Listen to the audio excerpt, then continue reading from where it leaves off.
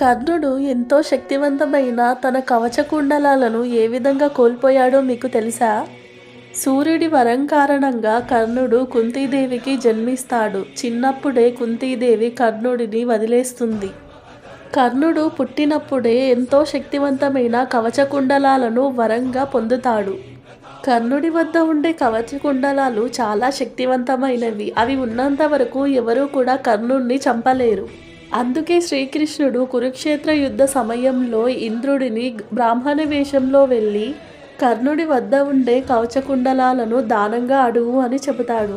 ఈ విషయాన్ని ముందుగానే సూర్యదేవుడు కర్ణుడికి ఇంద్రుడు మారువేషంలో వచ్చి నీ కవచకుండలాలను అడుగుతాడు, ఇవ్వద్దు అని చెబుతాడు.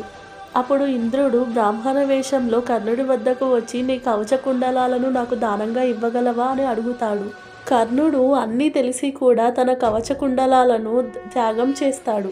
కర్ణుడి త్యాగాన్ని చూసి ఇంద్రుడు ఒక శక్తి బాణాన్ని వరంగా ఇచ్చి దీనిని నువ్వు ఒకసారి మాత్రమే ఉపయోగించగలవు అని అంటాడు. ఆ శక్తి బాణాన్ని కర్ణుడు అర్జును మీద వాడాలి అని అనుకుంటాడు. కానీ ఆ శక్తి బాణాన్ని దుర్యోధనుడు ఘటోత్కచుడిపై వాడమని చెబుతాడు.